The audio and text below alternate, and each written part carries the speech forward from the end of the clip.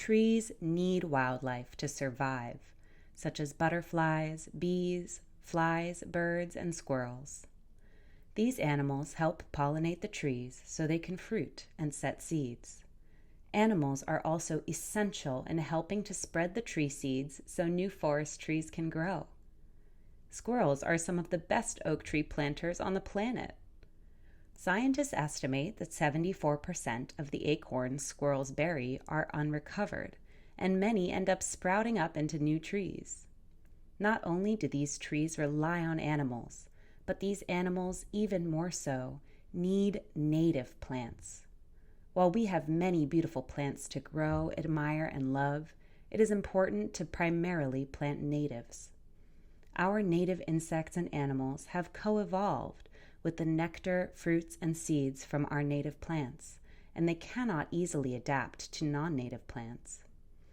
One researcher has discovered that for a clutch of chickadee birds to survive into adulthood, a landscape of 70% native plants is needed to provide the fledglings with enough food to survive.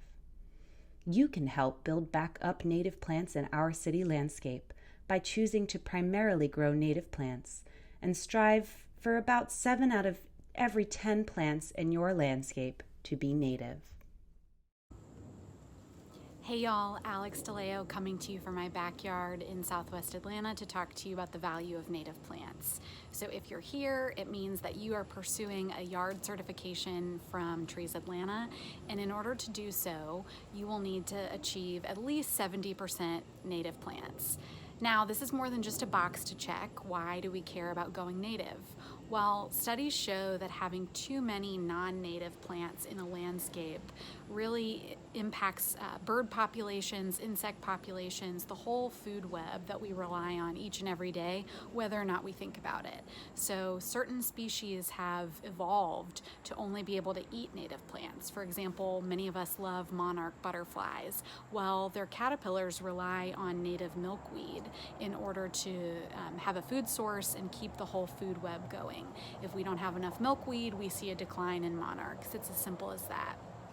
There are many instances of that where failure to plant enough natives or the overgrowth of opportunistic plants like English ivy, privet, a lot of the things that were issues on my property when I bought this house, really contributes to insect and local species decline.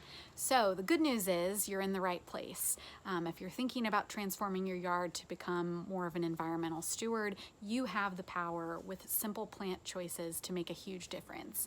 Doug Tallamy, who is a hero of mine and was a big inspiration in me getting rid of my lawn that my house came with when I bought it and converting my front and backyards into native gardens, talks a lot about the homegrown national park movement. The idea that if each of us just took our own little corner of the universe, worked with what we've got, and transformed that to include at least 70% or more native plants, we could have an impact that is greater than any one national park currently existing in the US. In fact, altogether, we would have the largest, most native national park. So check out Doug Tallamy if you need some inspiration. Come on over to the Georgia Native Plant Society website. We've been working across the state for more than 25 years, and along with our partners at Trees Atlanta, can be a great resource for you if you're trying to figure out the right native plants for our Piedmont region. 70% is the goal, but certainly not the ceiling. Go native crazy, and for goodness sake, get rid of some of that yard like I did, and you will soon enjoy the beauty of the native plants and wildlife that you'll be seeing in your yard. Cheers.